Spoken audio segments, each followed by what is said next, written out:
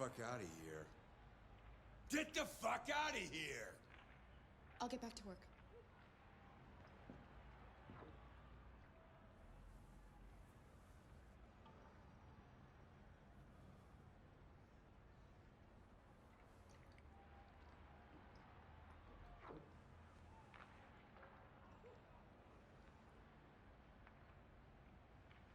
Friends and lovers, welcome to the Jimpressions for Detroit Become Human, the only game with the boldness, the bravery, the moxie to ask the question, what if robots but people?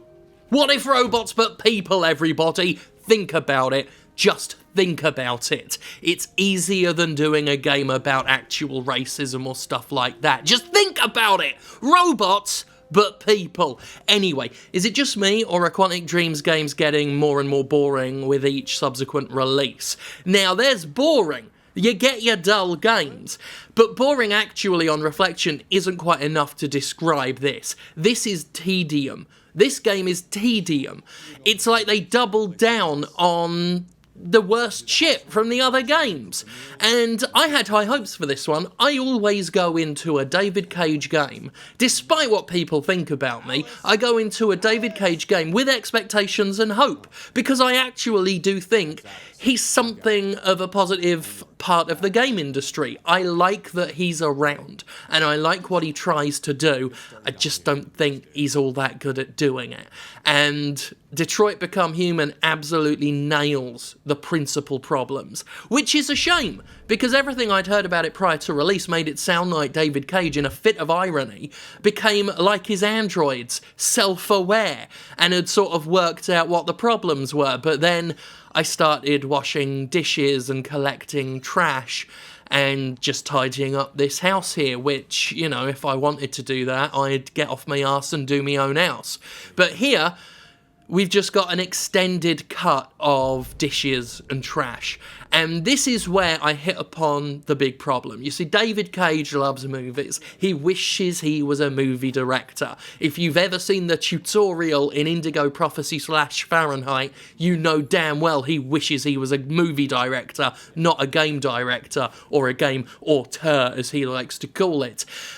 This is the problem. Right here. You ever see Red Letter Media's Best of the Worst series? Or indeed, have you ever seen any really shitty shot straight to VHS horror movie or something like that? You will notice something that runs through a lot of those types of movies. And it's this. It's extended cuts of tedious busywork padding out the time. There are movies, I think it was Crazy Fat Ethel 2, that was one of the ones that Red Letter Media looked at, that had a character just opening food, like cans of food, for ages. Minutes upon minutes upon minutes of nothing interesting happening, no plot being developed, just can opening. And it's this! That's what this is.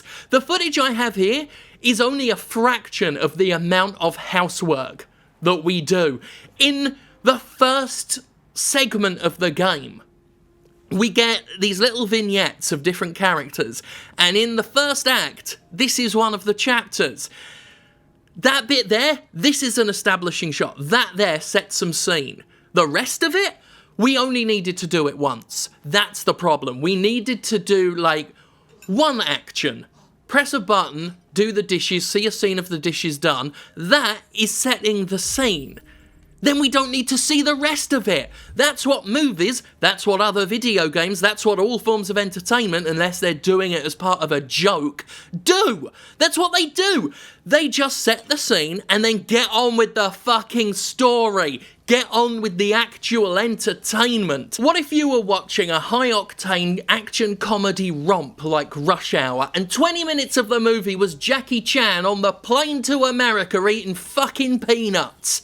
You'd be livid. You'd be fit to be tied. You'd be like, am I watching a fast-paced, high-octane, adrenaline-thrilling action comedy romp like Rush Hour, or am I watching Crazy Fat Ethel 2? I ask you this. I ask you this. Bad B-movies. Horrible bad B-movie time padding. It's not excusable. And fuck it. And then you go upstairs and do the same up there. This is just the ground floor, and I've not included in this footage the garden and some of the other bottom floor and the up floor. Bring in Todd a bit. Todd, by the way, cartoon character version of a domestic abuser, going from naught to crying about his own life failures in a single moment. There is a scene that lasts less than a minute of actual character development on this ground floor section of the house, compared to the rest of it just being chores. Anyway, here's Lance Henriksen's servant android who does chores. It's brilliant! More chores for everybody. The game does get to more action-packed sequences, but this is more or less the experience of the beginning of the game.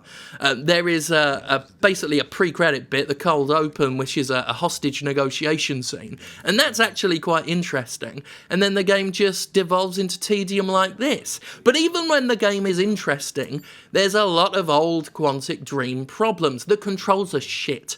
Let's just come out in the open and say this, right? For a glorified version of Dragon's Lair, Quantic Dreams' games are pretty okay. I don't know why I said Dreams is, it's Quantic Dreams games, are largely okay. They're good as games. They're not really good at telling stories. They're horrible movies. If they were the films that Cage wishes they were, I've said this before, they'd be laughed out of basically any theatre. It'd be The Room all over again. But they can be okay. If not for the fact that the characters walk around like they've got giant flagpoles up their arseholes, and there's a billion different buttons to do a billion different things. It's like, press this button to do this, hold this button to do this, hold these two buttons to do this. What else is there? Using the right stick. Flick it up to do this, flick it down to do this, flick it up and around to do this. Hold L1, hold the stick. We're seeing this right here. By the way, if you stop a QTE in the middle of it, this happens. Literally frozen. Not a hair shifting. Lance Henriksen isn't an android that I know of so far in the game. The other one is. But both of them are frozen as if they're robots that have been shut off mid-action. It's amazing. You gotta make your own fun where you find it in this game. Anyway, back to the control.